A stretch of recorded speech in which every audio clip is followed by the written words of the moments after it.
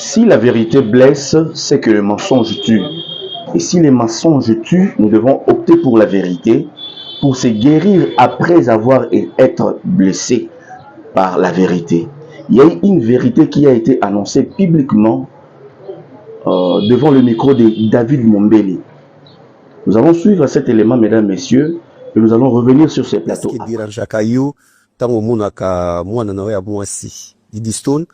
Aza tout le temps, kokangama tout le temps, ba voyage, ba déplacement na fali popa. Est-ce qu'ils ont automatisé la morale na yo, que dit son ou bien bah ça là on peut pas déranger. Non, moi on a pas plus de moi et toi les gros serviriers. Peut-être, je dis mais bah peut-être. Mais je te réponds, un, ça me fait ni chaud ni froid. Deuxièmement, on a son azalaki, na muto na limaraté.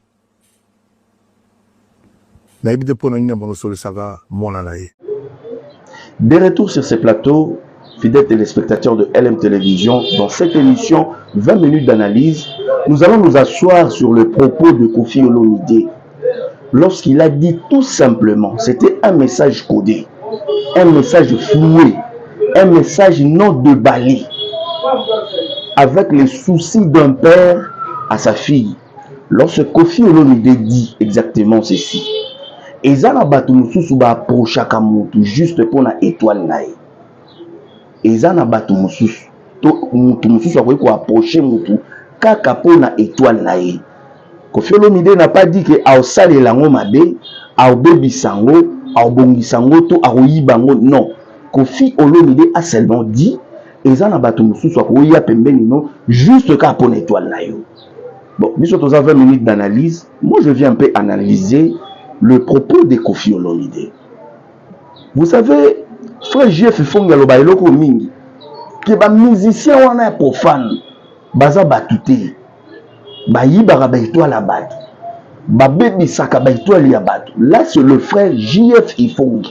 Sur tel na ba vidéo na ye, il insiste trop souvent que tout ça l'attention na biso batoto fréquentaka ba star. Parce que baza batu moko à cause de ba succès na bango. À cause y a renommé na bango, à cause y a visibilité na bango, ils sont capables de tout faire. Je fus un musicien. Basenganga boma 48 personnes. Bato babomaka ba camarade na bango, babomaka ba membre famille na bango, babomaka batu kili, babomaka ba fana kwiti na bango, bokabwana na bango.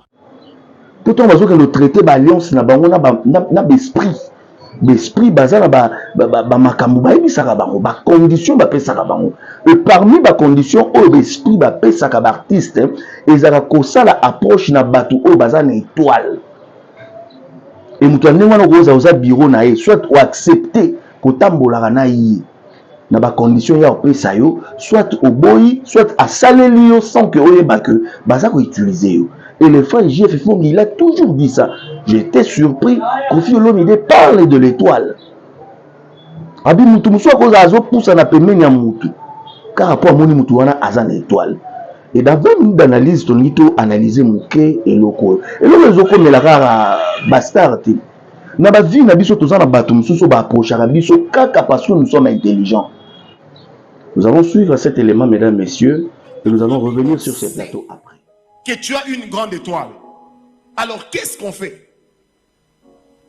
On va travailler une femme. On va travailler un homme. On va l'amener dans ta vie pour te détruire. C'est ce qu'il fait. Donc il y a des gens comme ça qui vont venir dans votre vie pour accomplir une mission. Les voleurs d'étoiles. Qui sont les voleurs d'étoiles? L'intelligence, c'est aussi, ça fait partie aussi d'une étoile Yamant.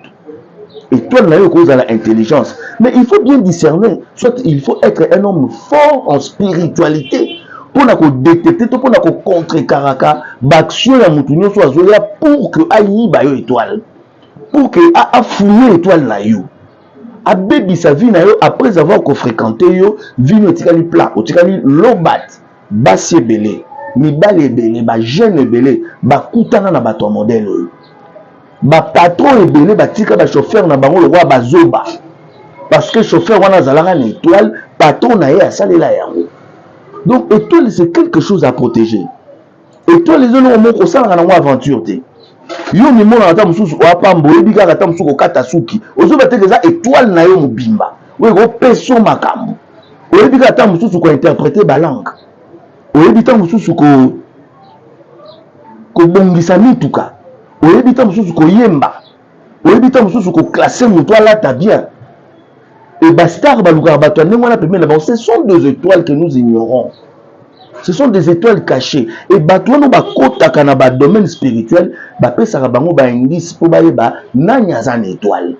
Bakotoyaka batunyo sauté. Vous pouvez être là, vous êtes au nombre de 5. Au mona azokanga maka na moko.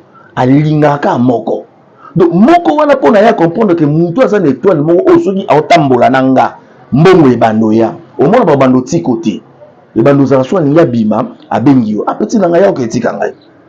Yo kanisa ke via linga mingi via amoni vraiment que naza utile pemeni na yo ka non ezaka ka te po lingi ezaka ka te poza kitoko sepelisa kae poza la poli mais a détecter pe que wana étoile moko o so atamboli na yo bato bazana ba nyongo na ye ba ofuta ye mutu mususu akotambola na yo te mako sengo eloko na nzoto otali que non ah Dieu na moi déjà na bilamba bien alataka bien mais nini via senga ka ceinture na ngai nini via senga ka parfum na ngai. Surtout domaine il y a parfum. Il faut faire très attention à ma parfum.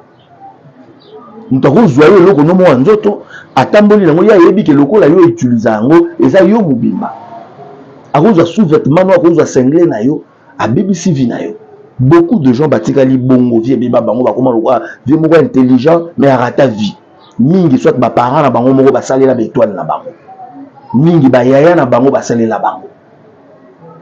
Na yebi jeune moko tokola na ye azala na bapota na bamakolo tout et tout jour kaka grand frère na bango oyo azalaki kosoutenir famille akufi na bapota na ye mpe ese guérir ozomona biloko wana ngwana do bazo utiliser makolo na ye donc peut-être na spiritualité makolo ya garçon wana elingai bando meme na baliemo oyo soki ati akutani na opportunité obonga akutani na opportunité ya relation akutani na opportunité ya voiture akutani na opportunité ya mosala so grand na ye comme aza makasi na spiritualité ayibi ye kaka makolo wana yango ya komotambola nango azokutana na ba ministre azokutana na ba autorité minene ya mboka et ça lié que akoma na mbongo a soutenir famille mais le jour où le grand frère était décédé c'était le jour où frère wana azwaki délivrance à telemi abandi otambola et ba potane si la tile le tokutana na bien donc on avait tous compris dans le quartier que yaya na ya za yo salela. Cette histoire est réveillée mémoire na ngai on a partagé on a bino les arabes banalisent. Kofi Olomide n'a pas dit que Fally Ipupa est allé vers sa fille pour utiliser l'étoile de sa fille. Non. Kofi Olomide n'a pas dit que Fally a envie d'utiliser l'étoile de sa fille. Non. Mais il a dit que Alandi étoile. Donc c'est que ce qui peut soigner étoile na yo bien. Batubaroya vers yo. À l'exemple, il y a Kaoyo Toutolana. Na micro ya Nabiso David Mombele. Donc ce qui étoile na yo bien. Et au ben de l'autre chance. Ya batwa bien.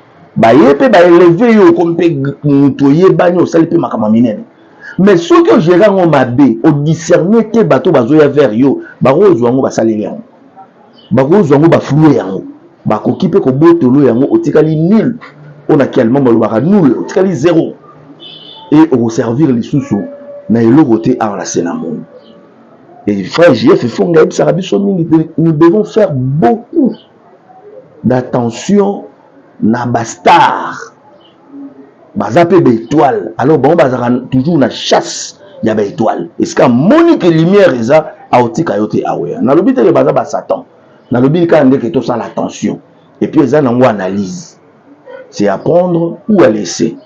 Je reprends ce que j'avais dit au début de cette émission, si la vérité blesse c'est que le mensonge tue.